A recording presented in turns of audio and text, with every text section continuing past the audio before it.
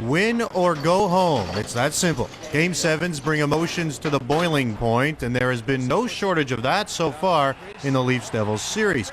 Keeping it in check is paramount, something that Toronto sees as an easier task on the road. It doesn't have to be fancy when you're on the road.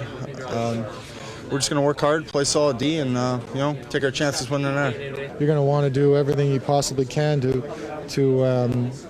allow your team to win.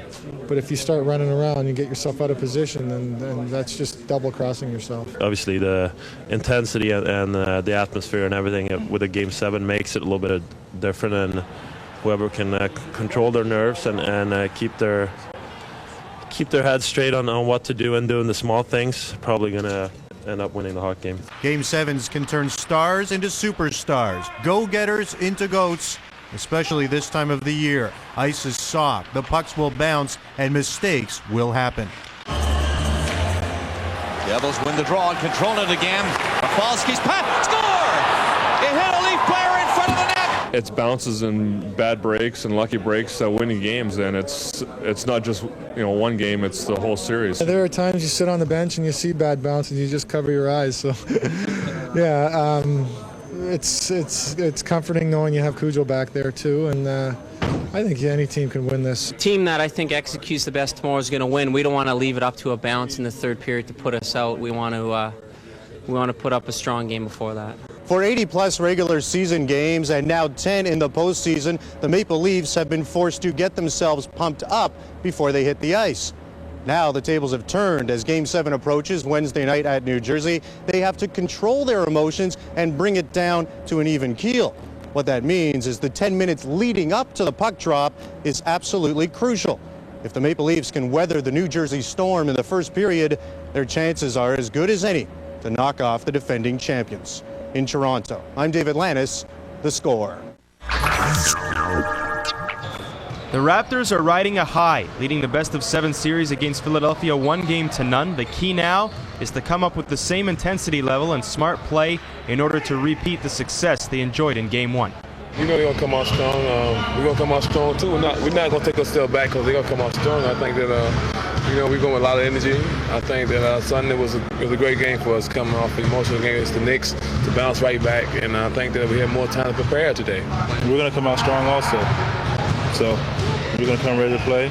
We're going to be as focused as we were in Game 1, and hopefully we can get the win. We want to stay to our game plan. We don't want to get over anxious, but take advantage of our talent and what we do. So, we know they're going to come out fired up. I mean, that's nothing new.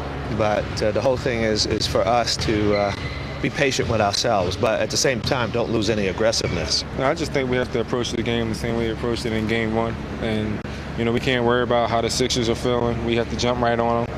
And I'm sure they came back from either down 1 games to the 0 against Indiana, against a 5-game series. So they have a lot more time to get these things together, but they're going to come back. That's one of the best teams. Fresh off a 12-point victory in Game 1 versus Charlotte, the Milwaukee Bucks look to take full advantage of the home court in Game 2 Tuesday night at the Bradley Center. After leading by double digits for more than half the game, Charlotte slowed the pace and went on a 22-7 run to end the third, cutting the Bucks' lead to 5. That run has created a little controversy in Milwaukee, where guard Sam Cassell scored 20 points but had just 4 assists. Head coach George Karl would like to see Cassell distribute the ball a little more. I've never told Sam to turn down the scoring. I've told him to pass the ball a little bit more. I've never told him not to shoot. He won't listen, so why would I tell him? I have to score for us to be successful. Me getting 10 points, 15 assists. Every time I got 19 assists last year, we always lose. So this team needs me to score, be aggressive out there, and I'm going to do that. One of us, we have to create for our teammates. And, between Sam and myself, for Glenn, we have to have double-digit assists because Glenn had 11. That was almost half of the assists for the team. And, if Glenn didn't pass the ball, then, we would have been in a rut. So, that's the tone that the three of us had to set early in the game. Milwaukee's large lead forced Charlotte coach Paul Silas to shorten his bench. That, combined with Milwaukee's run-and-gun style, wore down the Hornets starters. I didn't rest the guys as much as I would have liked, but I was trying to get us home for this first game. Perhaps my rotation will be a little different to give the guys more rest. Eldon was a little little winded also coming down the stretch. But we fought so hard to come back. You have to be perfect, and it was almost impossible for us to be perfect. Here, everything is pushed. They're going to push and let it fly. You know, and if we're not back on defense, and if they're making shots, we're in trouble. So, you know, that's the whole key. They saw it today on tape, and you know, the kids, we've got to get back in transition.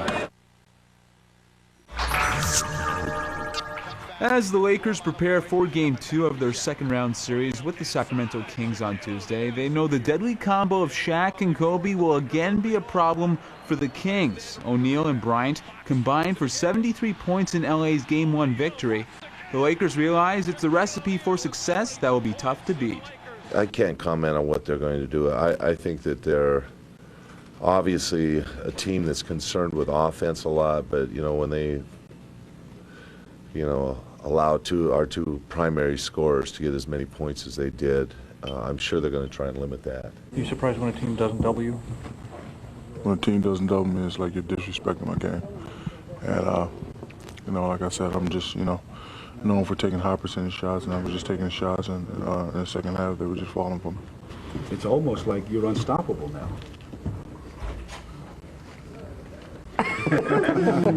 We made some adjustments, as many as you can make against Shaq, you know, but you have to go into the game knowing, you know, he's one of the best big men to play this game, especially during our time, and just do the best job you can. This team is extremely dangerous, and they're capable of beating us on any given night. So next game they're going to be ready, so we have to be on our toes too.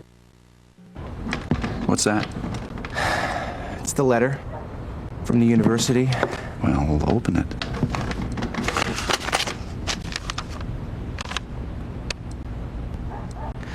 Dear Mr. Jacobs, we're pleased to welcome you to the study of architecture, beginning with the fall semester this September. Whether you're 25, 45, or older, you can start planning your future right now. Congratulations, Dad. Thank you. Yeah, way to go. Freedom 55 Financial. Canadian Faces is brought to you by Body Smarts. Think like an adult, act like a kid. George and Chris Krause aren't your average dad and son. Chris averaged 10 points, 10 assists, and 5 steals per game for his high school, the Markham Marauders. Father George, who has had success at the regional and provincial levels, as well as going to the NCAA Women's Tournament with the University of Vermont, is Chris's coach. I'm really proud of what Chris has accomplished. He works very, very hard at the game. He's very unselfish. He's got a great sense for finding players, whether it's peripheral vision or court vision, but he just sees so much on that court and gets the basketball to the right people. So it's a thrill for me. He's probably one of the greatest coaches around. Like, he's got most knowledge of any coaches I know. He takes in all the information from everyone there is and just brings it all together and gives it all to us. Chris Krause is likely to get a scholarship to the U.S. after next season, but that won't be the end of Dad's coaching career. I'll coach until they either tell me I can't coach any longer, or I don't have an answer to that. I just love basketball and love the relationship with the kids. It's just a lot of fun getting out there playing hard and doing the best you can. Like, winning is great. That's what it's. A lot of people say it's not about winning, doing all you can, but you wouldn't be out there if you weren't there to win. The NBA game isn't all power. For every Shaquille O'Neal, there's a John Stockton or Steve Nash. It could be that Chris Krause will be a name amongst those playmakers down the road. Canadian Faces is brought to you by Body Smarts. Think like an adult, act like a kid.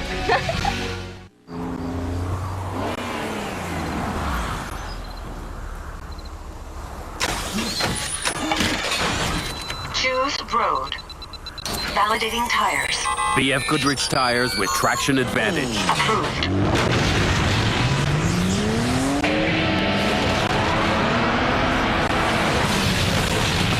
For control you can feel, no matter what road you choose. BF Goodrich tires. Take control. This segment of The Score is brought to you by Puck Hog, the hockey tape replacement that gives superior puck control.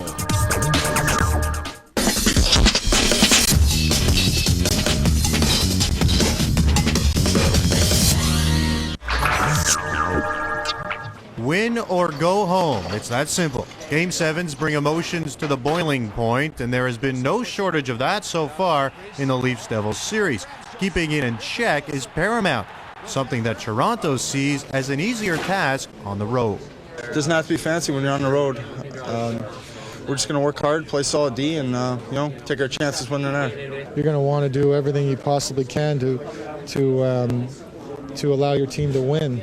But if you start running around, you get yourself out of position, and that's just double-crossing yourself. Obviously, the intensity and the atmosphere and everything with a Game 7 makes it a little bit different, and whoever can control their nerves and keep their heads straight on what to do and doing the small things, probably going to end up winning the hockey game. Game 7s can turn stars into superstars, go-getters into goats, especially this time of the year. Ice is soft, the pucks will bounce, and mistakes will happen. Devils win the draw and control it again. Rafalski's pass, score! It hit a Leaf player in front of the net. It's bounces and bad breaks and lucky breaks winning games, and it's not just one game, it's the whole series. There are times you sit on the bench and you see bad bounces and you just cover your eyes. So yeah, it's comforting knowing you have Cujo back there too, and I think any team can win this. The team that I think executes the best tomorrow is going to win. We don't want to leave it up to a bounce in the third period to put us out. We want to put up a strong game before that. For 80-plus regular season games and now 10 in the postseason, the Maple Leafs have been forced to get themselves pumped up before they hit the ice. Now the tables have turned as Game 7 approaches Wednesday night at New Jersey. They have to control their emotions and bring it down to an even keel. What that means is the 10 minutes leading up to the puck drop is absolutely crucial. If the Maple Leafs can weather the New Jersey Storm in the first period, their chances are as good as any to knock off the defending champions. In Toronto, I'm David Lannis, The Score. The Raptors are riding a high, leading the best-of-7 series against Philadelphia 1-0. The key now is to come up with the same intensity level and smart play in order to repeat the success they enjoyed in Game 1. You know they're going to come out strong. We're going to come out strong, too. We're not going to take a step back because they're going to come out strong. I think that, we're going with a lot of energy. I think that Sunday was a great game for us coming off the emotional game against the Knicks to bounce right back, and I think that we had more time to prepare today. We're going to come out strong also. So we're going to come ready to play. We're going to be as focused as we were in Game 1, and hopefully we can get the win. We want to stay to our game plan. We don't want to get over anxious, but take advantage of our talent and what we do. So, we know they're going to come out fired up. I mean, that's nothing new.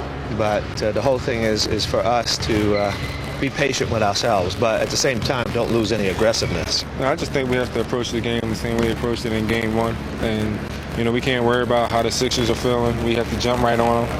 And I'm sure they came back from either down 1 games to the 0 against Indiana, against a 5-game series. So they have a lot more time to get these things together, but they're going to come back. That's one of the best teams.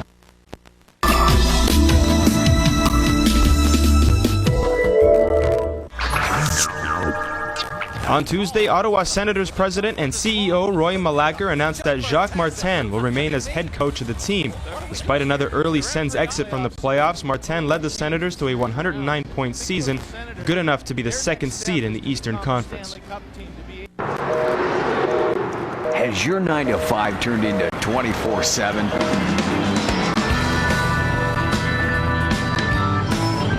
The Honda A750. Think of it as affordable therapy. The performance and quality of a Honda Cruiser is more affordable than you may think. Honda, get out there. Wonder how we got those amazing camera angles in NBA Shootout 2001? We tested out a sophisticated camera system with Chris Webber.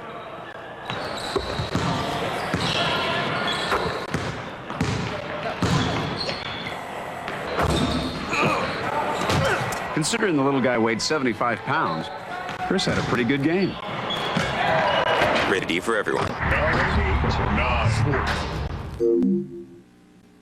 They fight for the middleweight crown to be part of history.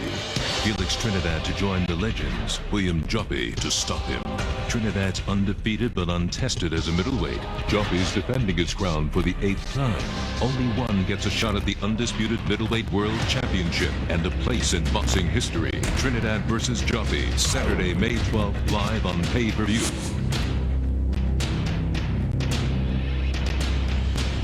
Only one can make history.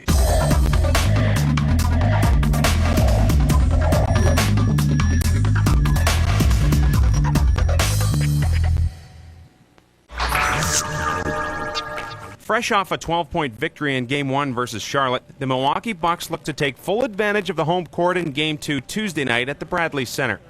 After leading by double digits for more than half the game, Charlotte slowed the pace and went on a 22-7 run to end the third, cutting the Bucks' lead to 5. That run has created a little controversy in Milwaukee, where guard Sam Cassell scored 20 points but had just 4 assists. Head coach George Karl would like to see Cassell distribute the ball a little more. I've never told Sam to turn down the scoring. I've told him to pass the ball a little bit more. I've never told him not to shoot. He won't listen, so why would I tell him? I have to score for us to be successful. You know, me getting 10 points, 15 assists, you know, every time I got 19 assists last year, we always lose. So this team needs me to score, be aggressive out there, and I'm going to do that. One of us, we have to create for our teammates. And, you know, between Sam and myself, or Glenn, we have to have double-digit assists because Glenn had 11. That was almost half of the assists for the team. And, you know, if Glenn didn't pass the ball, then, you know, we would have been in a rut. So, you know, that's the tone that the three of us had to set early in the game. Milwaukee's large lead forced Charlotte coach Paul Silas to shorten his bench. That, combined with Milwaukee's run-and-gun style, wore down the Hornets starters. I didn't rest the guys as much as I would have liked, but I was trying to get us home for this first game. You know, perhaps my rotation will be a little different to give the guys more rest. Eldon was a little winded also coming down the stretch, but we fought so hard to come back. You have to be perfect, and it was almost impossible for us to be perfect. Here, everything is pushed. They're going to push and let it fly. You know, if we're not back on defense and if they're making shots, we're in trouble.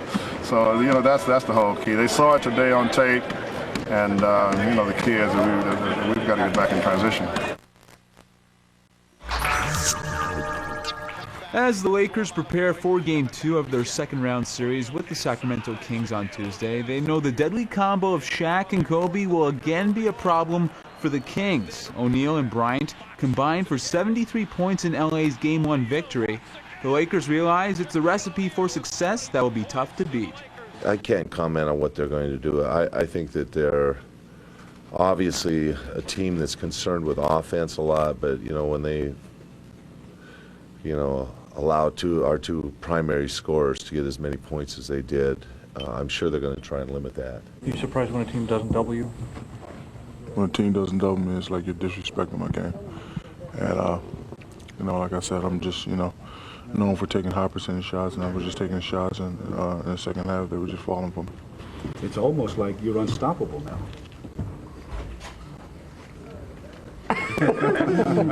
We made some adjustments, as many as you can make against Shaq, you know, but you have to go into the game knowing, you know, he's one of the best big men to play this game, especially during our time, and just do the best job you can. This team is extremely dangerous, and they're capable of beating us on any given night. So next game they're going to be ready, so we have to be on our toes too. This segment of The Score is brought to you by Puck Hog, the hockey tape replacement that gives superior puck control.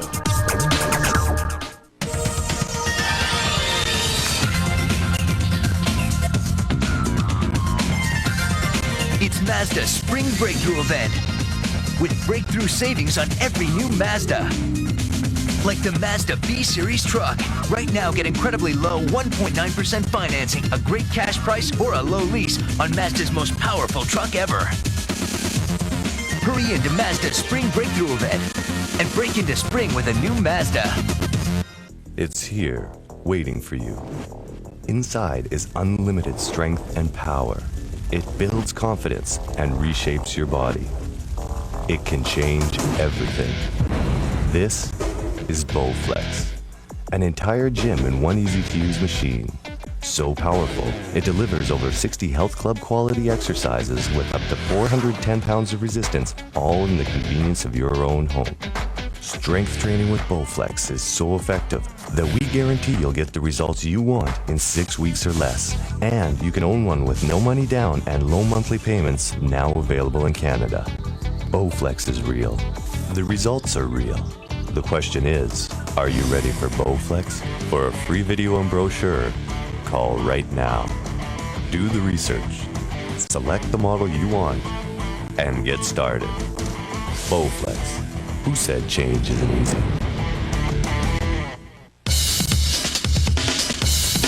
Hi, I'm Sharif Abdurrahim from the Vancouver Grizzlies, and I know the score.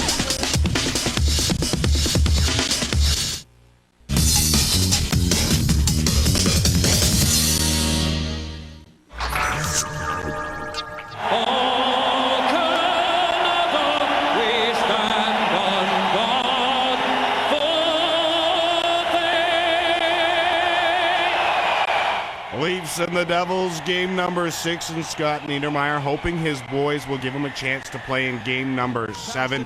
Well, the Leafs, they're looking to end it. They get a chance early. Sundin to Thomas, but Marty Brodeur. Quick leg. Devils right back. Jason Arnott drops to Peter Sikora.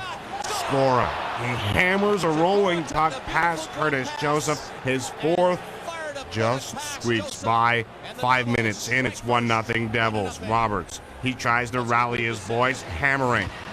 Brian Rafalski. Stevens responds with a little cheap shot on Gary Volk. More Roberts to Sundin off the goal post.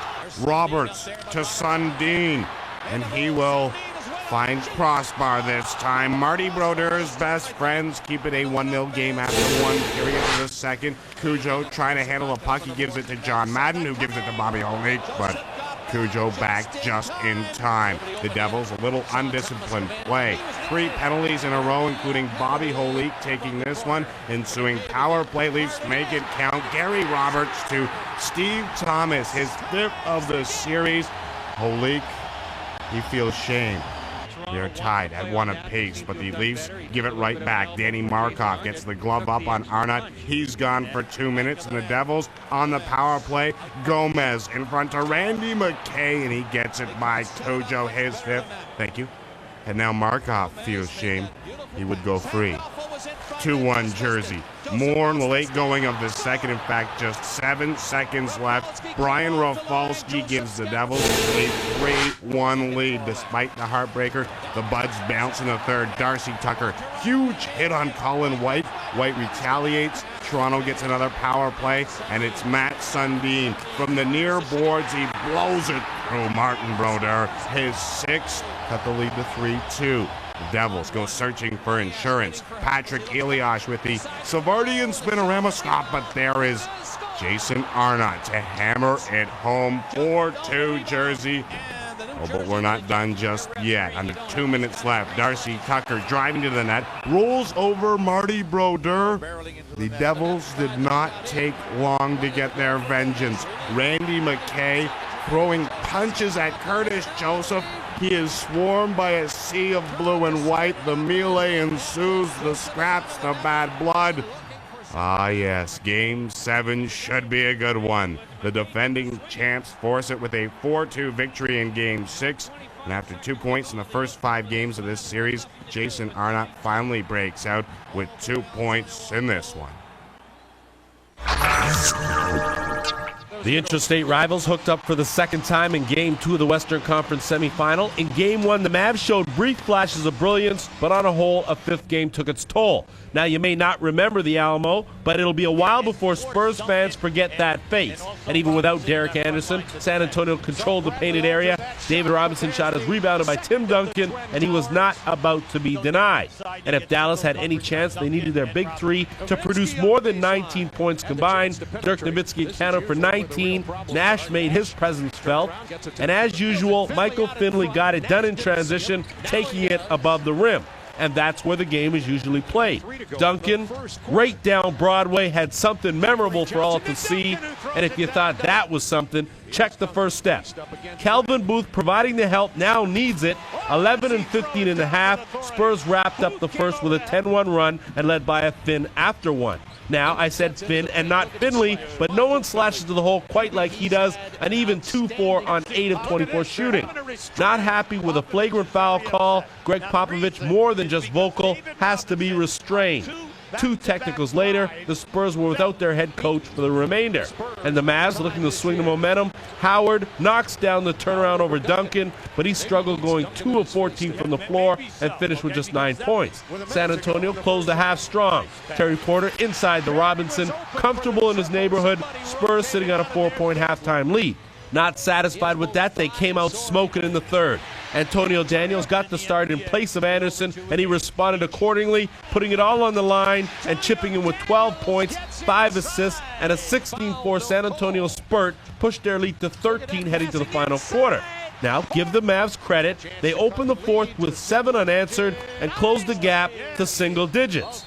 That's when Duncan stepped forward and took matters into his own hands. The jab step, 25 points, 22 boards, his 6th 2020 game of the season. Yes, we're all impressed. San Antonio countered that run by hitting 7 of their next 8 shots. The Admiral made some noise, adding 18 as the Spurs fill the Anderson void and take a 2-0 lead in the series. The Mavs got more production from their big guns, but they had no answer for the Twin T's as the scene shifts to Dallas for Game 3 Wednesday night. That was a good open. Yeah, it was nice. Tony Armas Jr. is trying to stop Montreal's 4-game losing streak. He's locked in right away, bottom 1. He freezes Jeff Kent to end the inning. Bottom 2, Rich Aurelia. Sir, you're an afterthought. Armas is on the verge of something special, but it's not this. Top of 3 runners on first and second. Armas pops up the bunt. Bobby Estalella makes the grab and the double play. Montreal is threatening once again. 4th inning, bases loaded, 1 out. Jeff Blum grounds to short for the 6-4-3 DP. Inning over. Now, there's a full moon out in San Fran. That usually means something weird is about to happen. Well, Armas has a no-no in the 6th, 2 outs. Barry Bonds breaks it up with the single to right. Armas falls apart from there. Next batter, Jeff Kent, singles to left. Russ Ortiz will come on home, 1-0 San Francisco. The batter after that is Armando Rios with 2 aboard, and that's trouble. Rios hits the foul pole and right, a 3-run jolt, his 5th of the season. Armas knows things are not going his way. Rios is a different story. He's getting pampered by his teammates in the dugout. San Francisco wraps up a 6-2 victory. The Expos, well, they continue to slide. They've lost 5 straight games. A pitcher's duel expected in L.A. with the Dodgers sent out Kevin Brown, while the Marlins countered with A.J. Burnett. Kevin Brown with the no-no through 5 in the 6th with 2 down, pitching the speedy leadoff man Luis Castillo. And the little man beats it into the ground. It takes flight. A close call at first, but he was called safe. A closer look, and Grizzlanic's throw was just a hair late. Would that be the only Marlins knock of the night? Home half of the inning, anyone looking to break the deadlock. Gary Sheffield wanting to play the role of the hero, and he does. Taking Burnett out of the yard to left, his 9th, 1-0 Dodgers in the 8th. Keith Millar having a rough night. Here he gets whiffed for the 3rd time in the match. 2 hitters later, Alex Gonzalez sends one up the middle. Just the 2nd hit of the night for the Marlins. A threat perhaps? No chance. Pinch hitter Mike Lowell, go back to your spot on the bench. Brown's 10th K of the evening. Jeff Shaw would relieve Brown in the 9th, but the trend would continue. Cliff Floyd looking for love in all the wrong places. Save number 10 for Shaw as L.A. wins it by a 1-0 count. Brown finished the night with 10 Ks and 8 innings of work, lowering his ERA to 1.31 to take over the league lead. Robert Person is trying to avoid losing his 3rd straight start. He's in a tough spot in the bottom of the 1st, 2 on, 2 out, but he says goodbye to Moises Alou to end the inning. The NL East leading Phillies click on the power, top of 5, up 2 zip. Scott Rowland changes that a bit. A 2-run shot to left, his 4th, 4-0 Phillies. Next batter, Mike Lieberthal. Sort of liked what Rowland did, so he does the same, but only a solo shot here. His 2nd of the season. It's back-to-back swats. Robert Person would go on to pitch a complete game, 2-hit 5-0 shutout. He had a season-high 8 Ks and walked 4. Houston's 4-game winning streak is now over. Before the contest, Astros starter Jose Lima was suspended for 5 games and fined for hitting New York Mets outfielder Jay Payton with a pitch in a game last week. Charlotte Hornets Jamal Mashburn, Baron Davis, and David Wesley buzzing around Miller Park to watch the Brewers host the National League leading Cubs, tied at 1 top of 3rd, when Paul Rigdon walks Sammy Sosa and then plunks Rondell White to load the bases. No problem, right? Struggling Matt Stairs hitting just .202 on the season, and without a home run, Stairs takes a full cut. Devon White can't get to it. Young and Sosa score to give the Cubs a 3-1 lead, and just like that, Stairs able to double his RBI total. Next inning, Rigdon in trouble again. He walks Bill Miller to load the bases for Sammy Sosa. And slamming Sammy makes him pay. Seeing eye single into center that scores Young and Gutierrez to make it 5-1. To the home half of the 6th inning now. 2nd and 3rd for Jeremy Burnitz, and he pounds one by Stairs at first. Belliard and Houston count. Brewers down just 1 now. Until the next batter, Devon White takes the Lieber heater and sends it deep to center. A 2-run blast, number 2 in the season for Devo, and a 1-run lead for the Brew Crew in a bat around 6th. To the 8th, setup man David Stormy Weathers in, and with 2 aboard, he serves it up to Rondell White, who sneaks one through the hole. Miller and Sosa touch to allow Chicago to retake the lead. In the 9th, Tom Flash Gordon with the nasty hook to get Ty Houston as the Cubs win their 4th straight, 7-6 over Milwaukee. Eric Young banged out 4 hits, while a night after his first win since 1998, Tom Gordon picked up his first save in more than 2 years.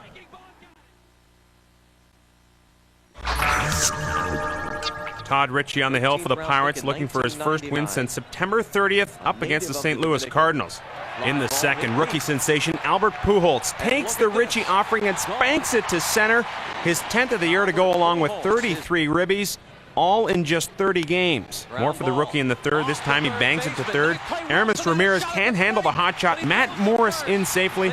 Give the Cards a 2-0 edge. Speaking of Morris, he had it going on. Here, he drops the deuce on Derek Bell, one of 6 punch-outs on the night for the Cards righty. Move along to the 7th. Jose Silva on in relief facing J.D. Drew. And the Phenom with the sweet swing, playing a little yard ball. His 10th, 5-0 St. Louis. Same inning, watch this play. Ray Langford at the dish, and he drives the ball to center. Tyke Redmond doing his best impression of Jose Canseco. Off his glove instead of his head, and gone. Langford 7th, Craig Paquette along for the ride. 7-0 St. Louis, and that's your final. Matt Morris, a complete game 4-hit shutout for win number 4. Pujols and Drew combined for 4 hits and 5 runs batted in. Hit the road, Jack. Don't you come back no more, no more, no more, no more. Hit the road, Jack. Don't you come back no more. What you say? Hit the road, Jack.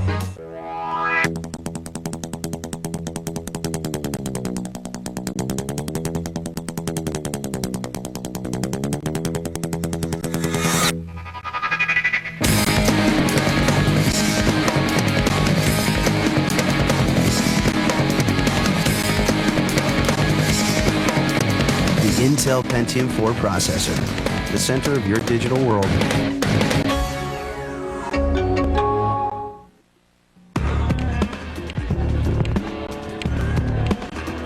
Crown Royal on the rocks, please. You know, they say when you're blind, all your other senses become heightened.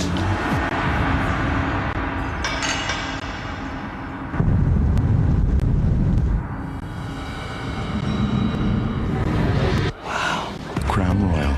Yes, it's that smooth. Guys, I think the one on the left likes me.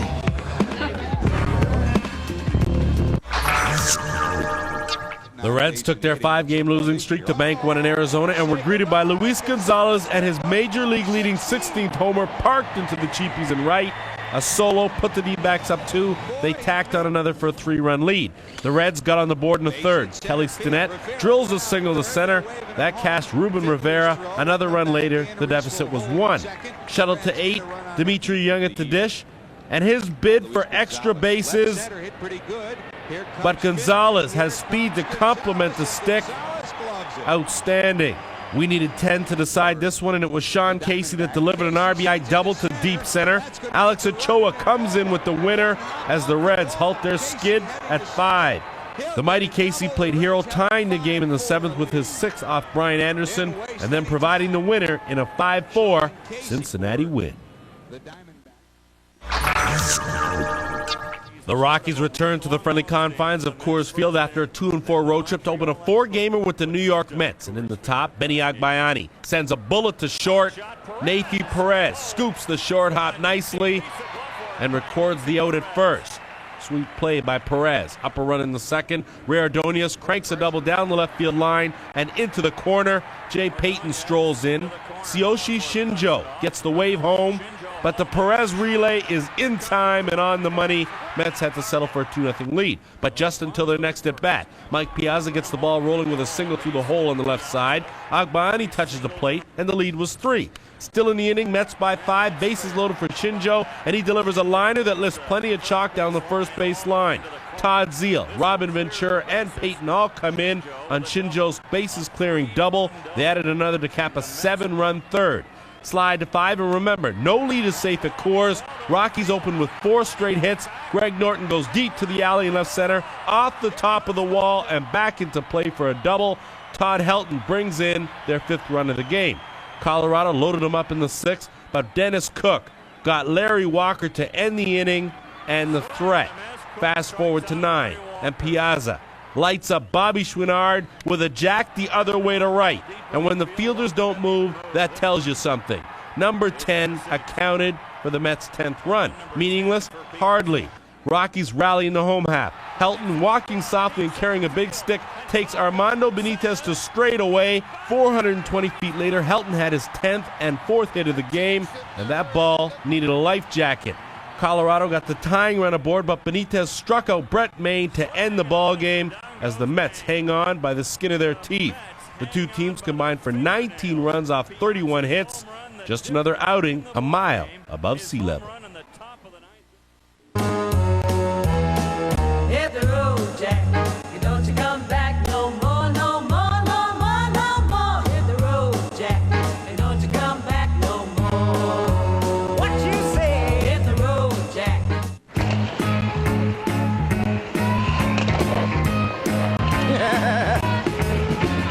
Think I'll go for a walk outside now. The summer sun's calling my name. I hear you now. I just can't stay inside all day. I gotta get out in the sun. The Building Blocks Greenhouse. Thousands of plants, bushes, and perennials. One really stupid mascot. There's more in the box. The best sports ticker in the business keeps getting better. Now, during the NHL playoffs, we've added a special ticker to our screen. Every game night, NHL scores and only NHL scores all night long. Another reason to keep your eye on the score. The Score on the NHL is brought to you by the PlayStation 2 Computer Entertainment System. Some difficult decisions on one side and one no-brainer on the other coming out of the Colorado-Los Angeles King playoff series. The difficult decisions lie with the Colorado Avalanche. They've got to decide, no matter how far they would have got this year in the playoffs, can they afford the likes of Patrick Roy, Joe Sakic, and Rob Blake all in the same lineup? Well, you start with Patrick Roy, who's given some rather ordinary playoff performances the past couple of years and is getting a little long in the tooth as far as goaltenders go. Joe Sakic, well, you squeezed him as much as you can. Probably his best season ever, a great year for him to become an unrestricted free agent. But if you've got to pick between a younger Peter Forsberg or Sakic, there's a no-brainer there for the Avalanche to stay with Peter Forsberg. And in the case of Rob Blake, boy, the hired gun theory has really had some mixed results in Colorado. In this case, Rob Blake, well, the Avalanche decided, unlike the Toronto Maple Leafs, they would sign him without any guarantees beyond this season. Blake's a guy who has said he wouldn't mind becoming a Toronto Maple Leaf, and you have to wonder if that's where he wants to head or if the Avalanche decide they have the dollars to spend that way. The no-brainer? Well, the LA Kings and Felix Potvin. You talk about getting the maximum bang for the buck. He's put a lot of money now in the LA Kings coffers via their playoff victories. A couple of shutouts as well. The LA Kings have to sign him and pay Felix his just due. I'm Gord Stellick for The Score on the NHL. The Score on the NHL is brought to you by the PlayStation 2 Computer Entertainment System. Wonder how we got those amazing camera angles in NBA Shootout 2001? We tested out a sophisticated camera system with Chris Webber.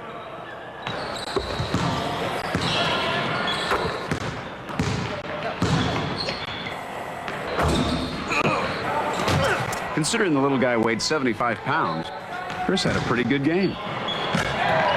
Rated E for everyone.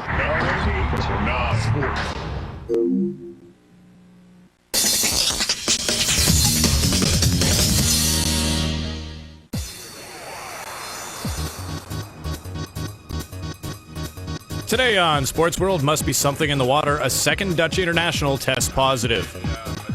Leeds looks for a positive test result of their own in Spain.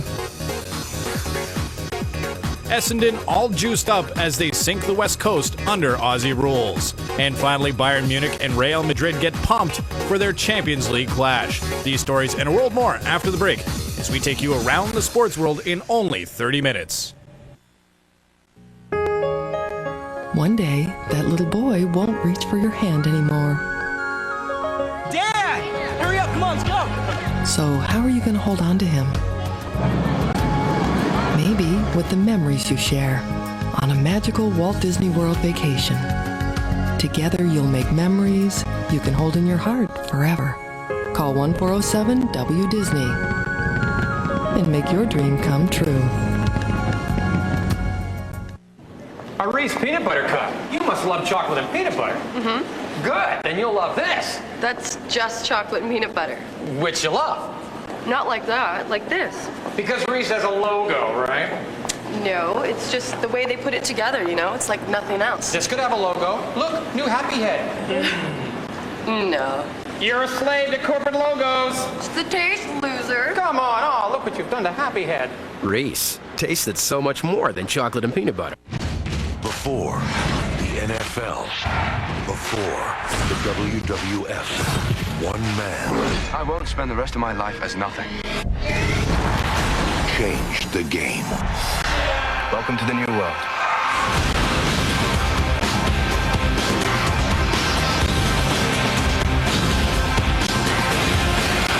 Let's dance, you and I.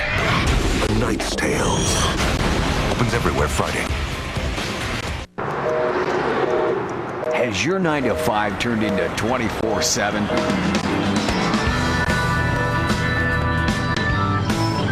The Honda A750. Think of it as affordable therapy. The performance and quality of a Honda Cruiser is more affordable than you may think. Honda, get out there. Another soccer star has tested positive for a banned substance in Europe. Frank de Boer, captain of the Dutch national team and his country's most capped international, tested positive for the banned substance nandrolone after a UEFA Cup quarter-final against Celta Vigo on March 15th. The 30-year-old Barcelona defender, in his third season in Spain, protested his innocence on Tuesday, stating he had a totally clear conscience. Barcelona said they would not make any official comment on the case until the results of a second test were known. UEFA, European soccer's governing body, also said it would make no comment until de Boer's B sample was tested. He added on his personal website that he hoped the matter would be resolved quickly. Quote, "I want to say this, I'm a professional athlete and I'd never knowingly use any illegal or banned drug under any circumstances. Let's be quite clear on that." He further added, "I would put my hand in the fire to swear my innocence because I have never taken that substance," end quote. The situation's like this. UEFA gave me a doping test at the Celta Vigo UEFA Cup match, and it was positive. But my conscience is clear.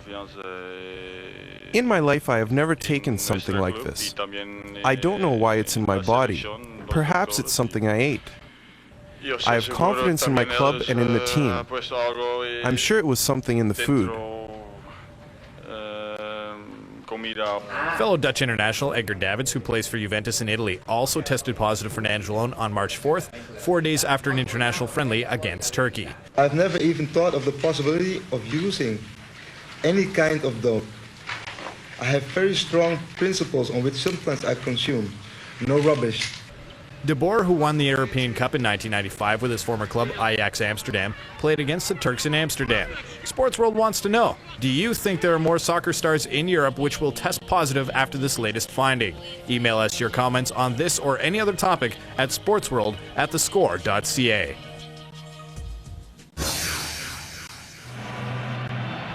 Valencia took a 0-0 draw on the road in the first leg at Leeds, and Leeds would have a tough Juan Sanchez. It's a pretty good shot, but Nigel Martin just a little off his game.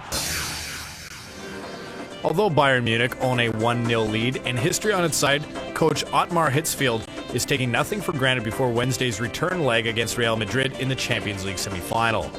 Giovanni Elber's strike gave the German champions the advantage and a precious away goal in the Bernabeu a week ago. Any draw will be enough for Bayern to reach the final for the second time in 3 seasons. Bayern has never been eliminated from European competition after winning the away leg. The two rivals have a formidable record in European soccer's most important and prestigious competition with 11 titles between them. Real Madrid is the defending champion and has a record 8 titles, while Bayern has not triumphed since the last of its 3 straight in 1976.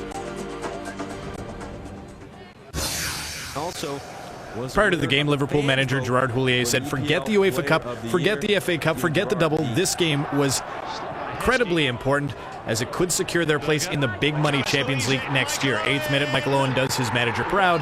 A nice right-footed chip shot. An Owen goal special in the 8th minute. Liverpool up 1-0, but it was so early on, you know things are going to change. We jump now a little later on in the first half. The 13th minute, there's a guy named Jimmy Floyd Hasselbank. If you don't know him, he is the leading goal scorer in the Premier League. Why? Because he can score from anywhere on the field, apparently even from 40 yards out, and Sander Westerveld, he doesn't know what to do with himself. Watch on the replay. A couple of bounces and a goal ties things up at 1. Chelsea looking to clear the ball. Liverpool applying all sorts of pressure in the 18th minute, but this one would go into halftime tied at 1.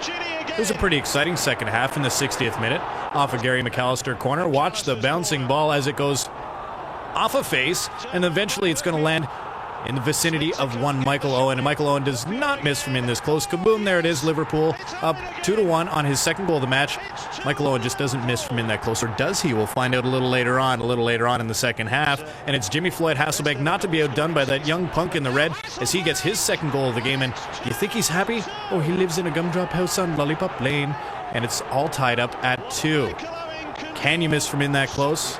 You can when there's a ton of bodies standing in front. An indirect kick in the box, and Michael Owen cannot convert. Chelsea steal the 2 points away from Liverpool as they settle for the 2-2 draw, but Liverpool still sitting in 3rd place in the Premier League.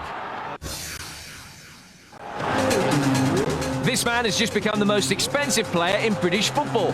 He's PSV Eindhoven striker Ruud van Nistelrooy, and after a year out through injury, he's well and truly back.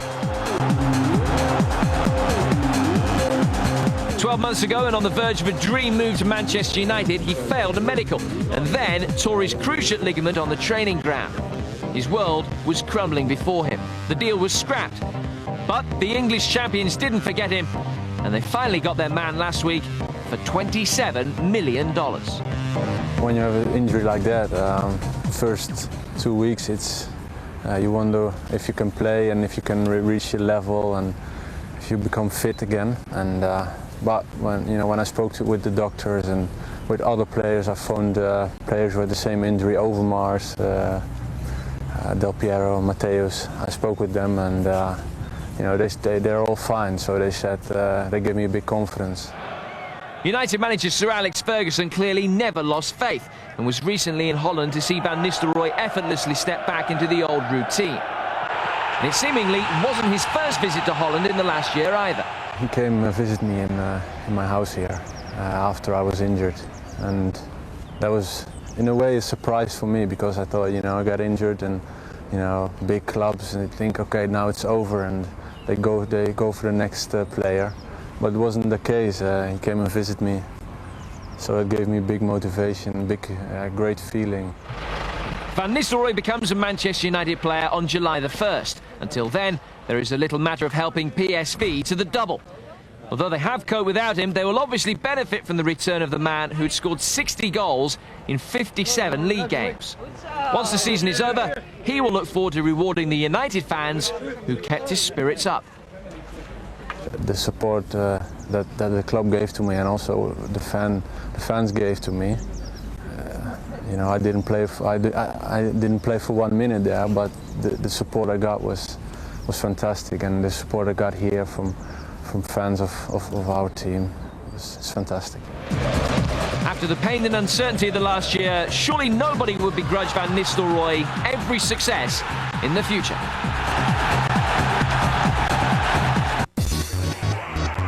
After the break on Sports World, the Hawthorn Hawks clipped the Crows in Week 6 of the AFL. This story and a world more after the break on Sports World.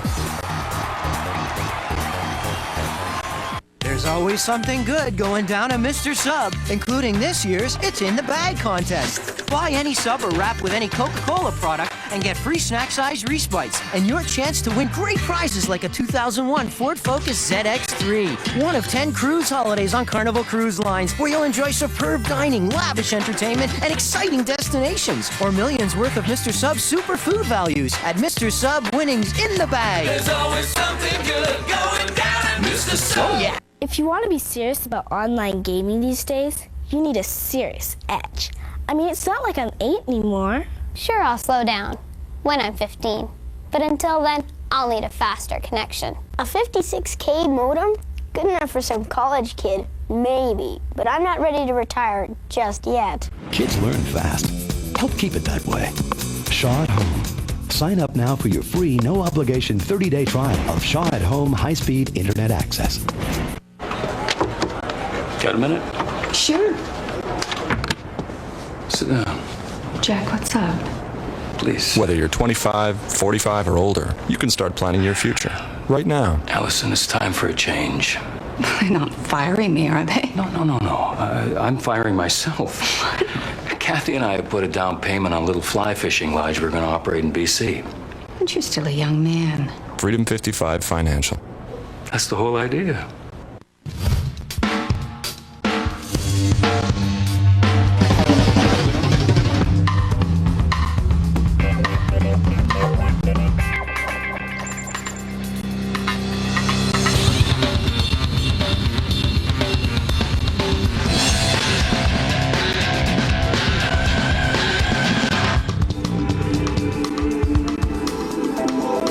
Excite your senses. JVC. Major League Baseball has a new Triple Crown. The Score is giving you a chance to win 3 Mazdas. If a player hits for the cycle in any of our Wednesday and Sunday games, you could be the owner of over $100,000 in Mazda cars and trucks. At the beginning of each game, we'll ask a trivia question. Log on to thescore.ca with the correct answer, and you're eligible to win all of the following: a brand new Mazda Miata, the award-winning MPV, and the 2001 Canadian Truck of the Year, the Tribute. Just remember, you have to watch to win.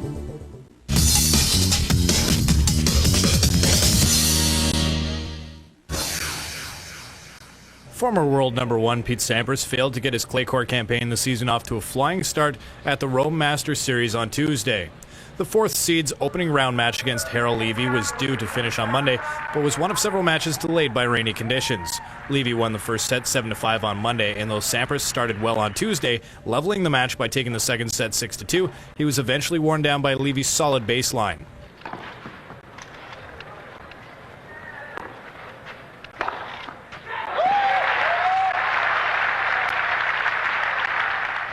The young Israeli looked nervous in the opening games on Tuesday, but managed to regain the form which had given him such an excellent start to take the match in the 3rd set 6-4. The American's serve and volley power game has not helped him on clay, and he's looked less than comfortable in what was his first clay court match of the year. The Rome event was to serve as preparation for the French Open at Roland Garros. His hopes of winning the clay court tournament, the only Grand Slam title which has eluded him thus far, and it's looking less likely as the days go by. But for Levy, it was definitely a win to remember.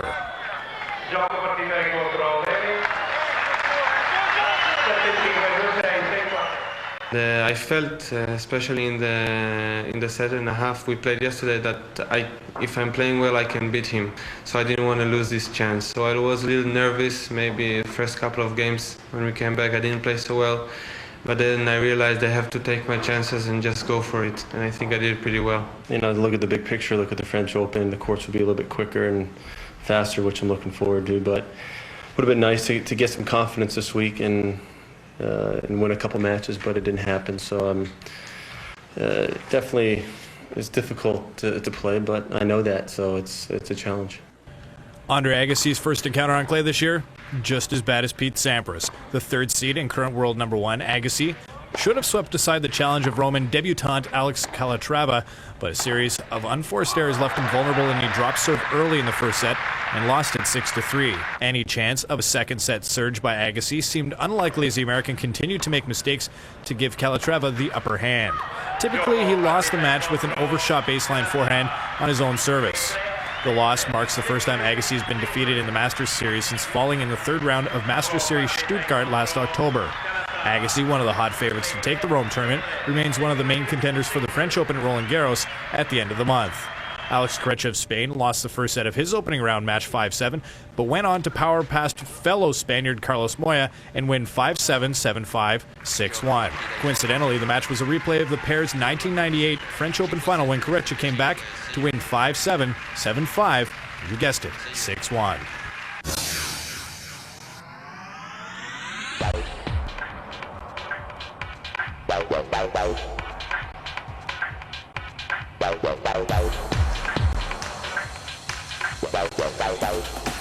Former All Black captain John Graham has urged New Zealand to pull out of the Super 12 competition to rebuild its reputation as the greatest rugby nation in the world.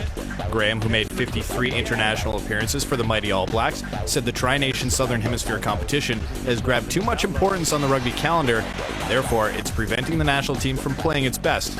He claims that since the introduction of Super 12 in 1996, New Zealand rugby has regressed, and that the New Zealand Rugby Union needs to act immediately to save the game from certain doom.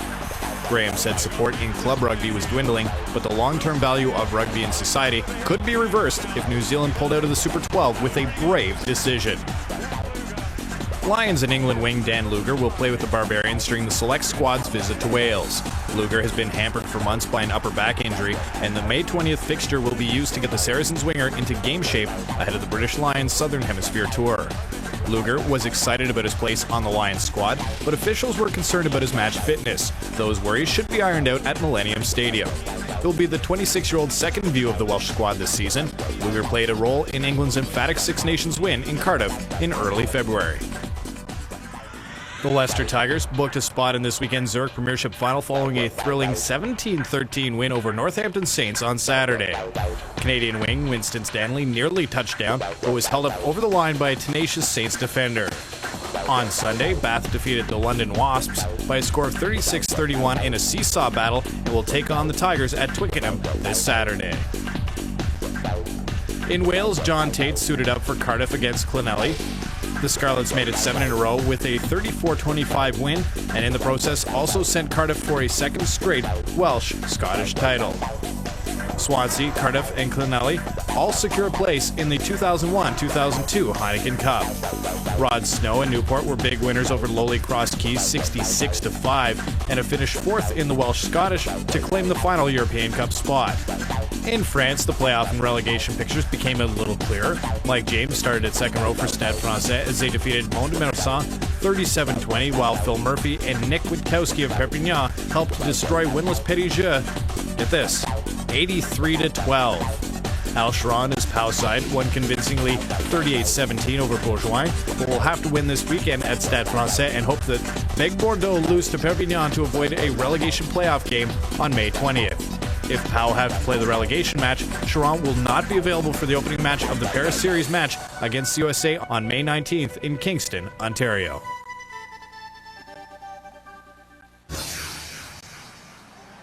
$17,000+ in attendance at York Park, cheering on 5-0 Hawthorn. The Hawks come out flying against Adelaide. The Crows' inaccuracy costs them the quarter-time lead, down by 6. With the score 56-13, Hawthorn way out in front, Adelaide's Andrew McLeod tried to rally his side with this long effort, but Hawthorn led at halftime by 5 goals. Adelaide whittled away at the huge Hawks lead with 4 goals by McLeod and 3 more by Darren Jarman, but it wouldn't be enough as Hawthorn was able to hold a 19-point lead after 3.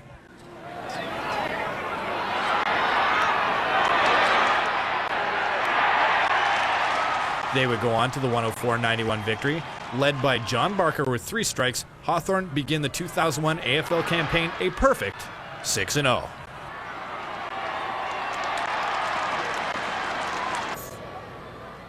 Next up, number 2 Essendon. Yeah, it does sound weird taking on the West Coast Eagles, and last year's champs demonstrated why they were number 1 all season long, scoring from every which way.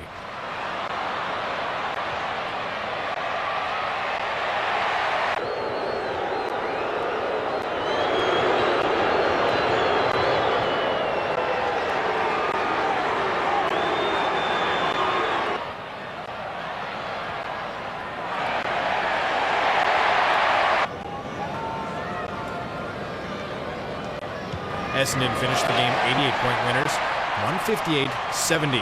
Matt Lloyd was the hero of the day, kicking 10 goals for the Bombers. The Bombers improved to 5-1 on the campaign. We'll see how that affects the standings in a moment. To the rest of Week 6 action, Richmond over the Kangaroos, 129-78. The Kangaroos falling to 1-5 on the season. St Kilda a victor over Sydney. Melbourne over Fremantle.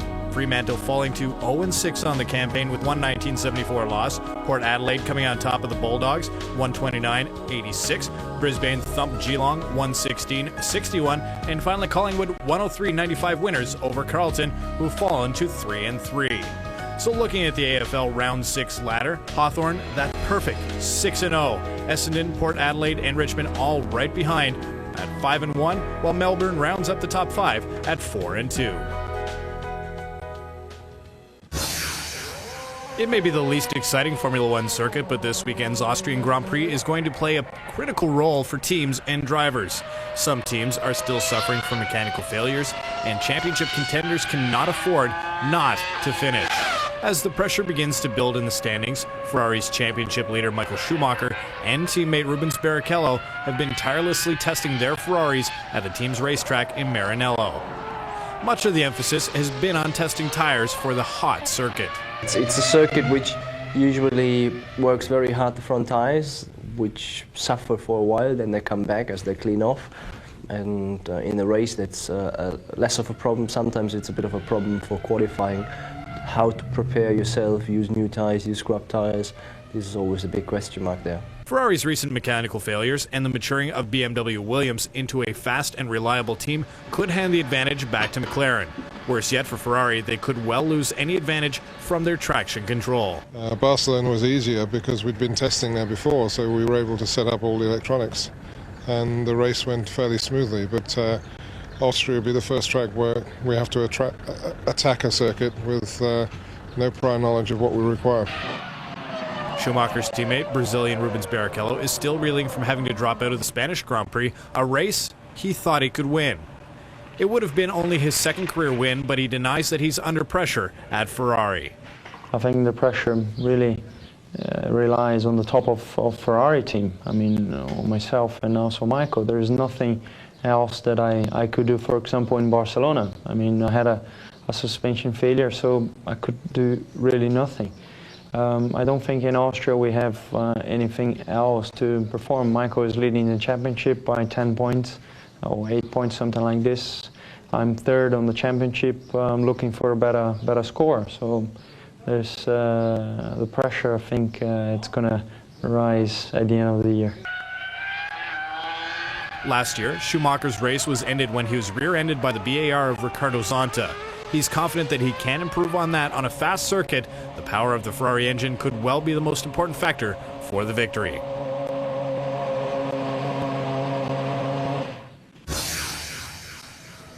Really, not a bad place to watch the second round of the German Touring Cars Championship. The surprise in qualifying was the performance of Laurent Aiello's Audi. After picking up just 4 points in the first round of the championship at Hockenheim, Aiello took the pole and he held the lead into the first corner. Doesn't sound like a big deal, except when you consider what was happening in his rearview mirror. His teammate Martin Tomzik of Germany slid off onto the gravel at the first chicane and nearly took out Briton Peter Dumbrek right out of the race. Tomzik recovered and managed to regain third place, while Dumbrek unfortunately dropped to sixth. Aiello then pulled away from the field as the Audi once again was firing right on cue.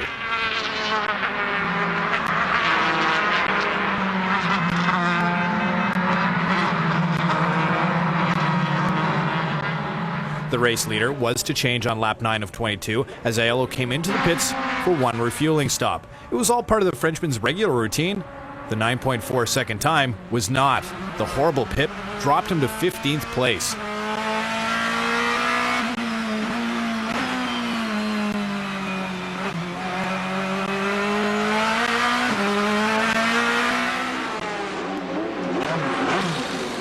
Thomas Jaeger of Germany in his Mercedes held the provisional lead at that point. But the best move of the race came on lap 10, as Dumbrick, who could have been knocked out of the race at the first turn, spun severely out of control after coming out of the corner at the Hatzenbach corner. Just not his day, but you have to give the guy credit. He again recovered from the mishap and managed to finish 8th. The last car out on the circuit, which had yet to make a pit stop, was the Opel Astra V8 Coupe of German Michael Bartels. And he was frustrating Aiello, who moved back up into second place by lap 14. The in-car camera from the Audi showed the blocking Aiello had to deal with, but on the 17th lap, Aiello knew the race leader was on borrowed time. Bartels had to come in for fuel on lap 18, and Aiello's path was now clear to storm right to the checkered flag. He cruised through that final lap to take the checkered flag and complete his first victory for the ABT Sportsline team in the German Championship. He won by just 1.517 seconds over Schneider's Mercedes-Benz, while the Mercedes of Jaeger took third 3.224 seconds later. All the hard work of the winning crew had paid dividends, and they celebrated as the champagne flowed on the winner's podium as the bubbly party began. Aiello now trails Schneider by 11 points in the overall standings, while Marcel Fassler of Germany lies third, ahead of the third round of the championship, which will take place on May 19th and 20th.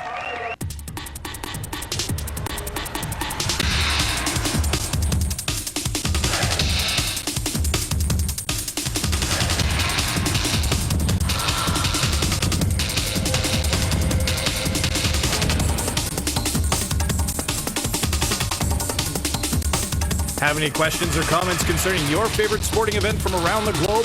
Drop us a line at Sports World, only on The Score. It's here, waiting for you. Inside is unlimited strength and power. It builds confidence and reshapes your body. It can change everything.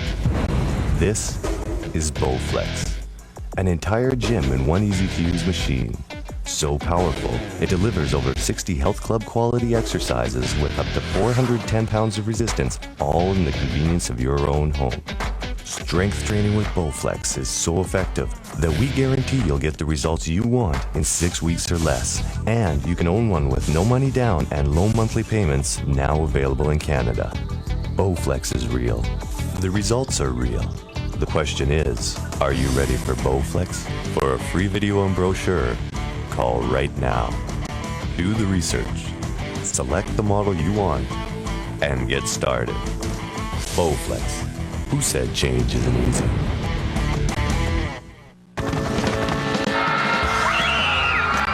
We didn't get into wireless for the fame or the fortune. Our phones work in places others don't.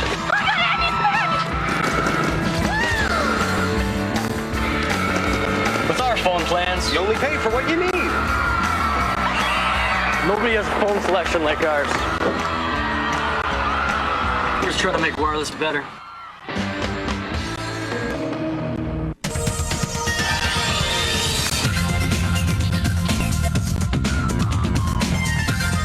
It's Mazda's Spring Breakthrough event with breakthrough savings on every new Mazda.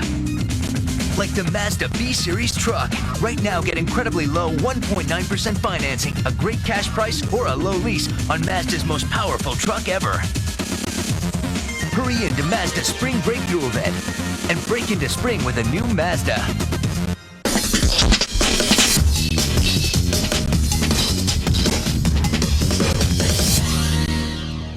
Hello again, everybody, and welcome back to The Score. My name is Ryan Payton. Hope you've had a good Tuesday. We'll get you caught up in the news out of the NBA and the NHL in just a second. But we're heading to Germany. Wouldn't that be great right about now? Anyway, overseas at the World Hockey Championships, they are continuing. The qualifying round concluded today, and Team Canada played the Czech Republic. Now, if Canada won, they would clinch first place in their qualifying group, and if they lost, they would not. Or even if they tied, the Czech Republic would win based on their better goals for and against average. Now, Canada, the last time they beat the Czechs in World Hockey Championship play was back in 1995. So they are trying to get a win, and they are trying to clinch first in group number E. There are the Canadians. In a wild early first period, it was Pavel Patera for the Czechs. Clear-cut breakaway, but he's stopped by Fred Brathwaite.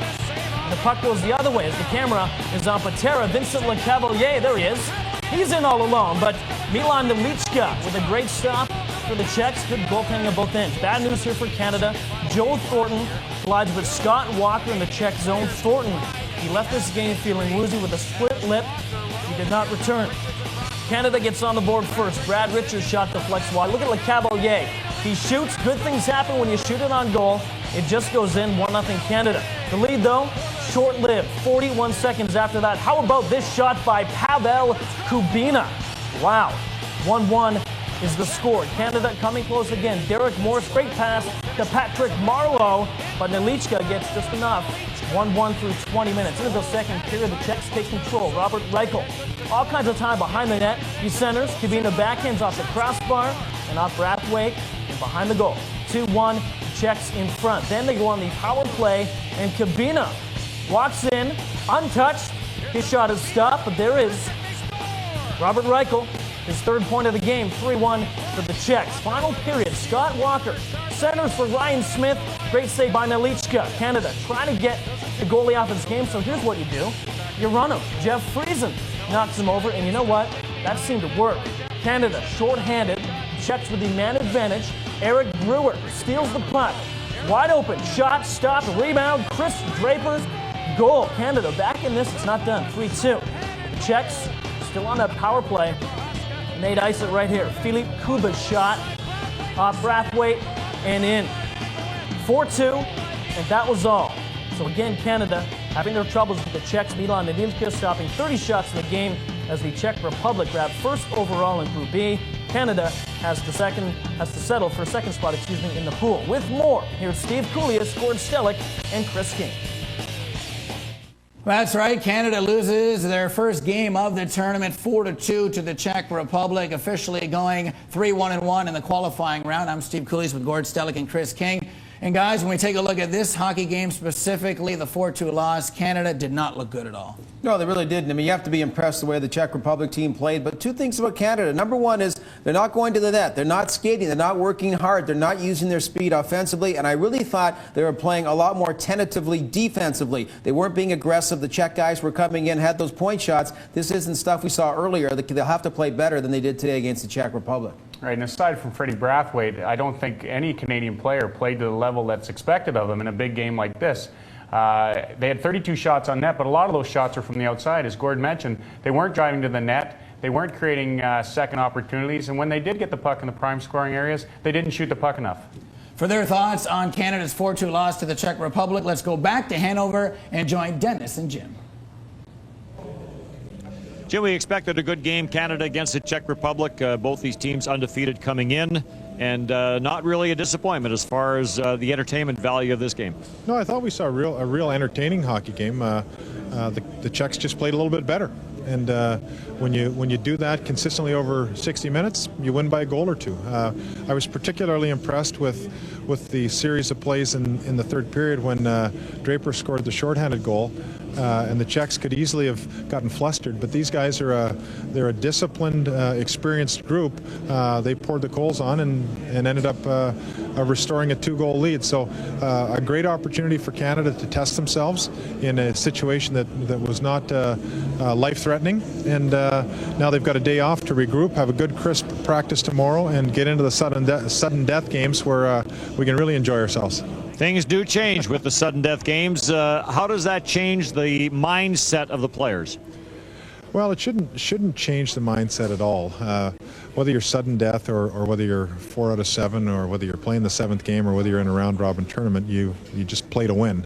It just means that you've got to be a little bit more careful. If anything, you just get more disciplined. You don't want to fall back into a shell and lose your enthusiasm, but you play disciplined and you make simple plays, and when you do have an opportunity, you seize it. And they crisscross now, so it will be a team that we have not seen yet. Guys? Thanks very much, guys. We'll get back to Hanover in just a second. Canada has played 6 games at the World Hockey Championship this year, 4-1-1. Let's evaluate their play so far. Chris, what do you think?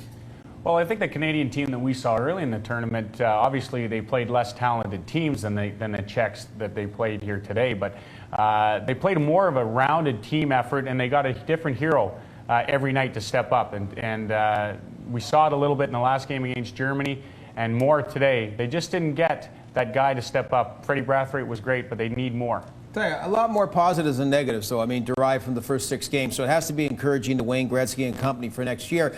Big thing is there's been a bit of a Jekyll and Hyde to both Team USA and Team Canada. Canada, play like they do the first 4 games, you're going to have no problem. Play like you did against Germany and Czech Republic, you won't win the gold medal. And like Chris said, that's where one of these younger guys has to jump up beyond the team. Somebody else has to excel and put themselves to the head of the pack. Well, speaking of those younger guys, one of the younger guys that have played very well for Canada so far at this tournament is Tampa Bay Lightning captain Vincent Lecavalier. 3 goals, 2 assists in 5 games, and he is standing by with our own Dennis Back. Vincent Lecavalier joins us. You opened the scoring, a good start for Canada. A pretty good hockey game. Yeah, it was a very good hockey game. A lot of tempo. It was very fast. Very physical game. I think we played a great game. Obviously we want to win. We wanted to win all our games, but if we're going to lose a game, it's better off right now than the medal rounds. Anything surprise you about the game? Well, they got a very good offense. Reichel, Dvorak, Kubina on defense. Obviously, their goaltender played great tonight, and I think we had a lot of shots, a lot of chances, and it could have went either way. Does the mindset change at all now, going into a situation where you're playing sudden death? Well, no, I think since the beginning, I think we've been playing kind of like sudden death. We've been playing, very hard and for 60 minutes all the time. We're always talking about that in the meetings, but obviously right now is a real thing. So, against USA, so it's going to be a great match, a good North American match. So it's, it's going to be great. Vincent, good luck on Thursday. Thank you very much. So up next for Canada, they'll take on the United States. Traditionally at the World Championship, Canada has dominated the matchup. The last time these two countries met was back in 1999, and Canada won 4-1. Well, I think we're on a bit of a roll. Ernie Witt managed that team of Stubby Clapp and company. He did so well in the Pan American Games. And I think in this case, Team Canada, I picked them for the gold medal. The last 2 games, I haven't wavered at all. I think they'll come out really strong against the Americans and beat them and move on to the next round. I think Canada has enough guys that have been in this experience before, and 5 guys from last year that were there. And these are the 5 guys that are going to have to step up and tell these new guys that this is a kind of game that they need to win and they need to play better in. One of those guys that need to step up is Fred Brathwaite, and if he continues to play as well as he can at this tournament, he could take Canada a long, long way. Thursday live right here on The Score, Team Canada versus United States. We can't wait. It's 3 a.m. Welcome to Health Talk. I'm your host, Dr. Rosenrose, taking your calls at 05 a.m. We're continuing our week-long focus on good mental health. This is medicine. Joining me today in the studio. From copying and collating to laminating and binding. We'll put together your presentation at any one of our many convenient Mailboxes Etc. locations. Mailboxes Etc. We'll take it from here. Something you can find here you won't find anywhere else. The Home Building Center, tough as nails, service guarantee. Whatever you need for the job, you got it. Guaranteed. You need to talk to someone who knows what they're talking about. You got it. Guaranteed. You want top quality products, competitive prices, and help loading up. You got them all. Guaranteed. Home Building Center.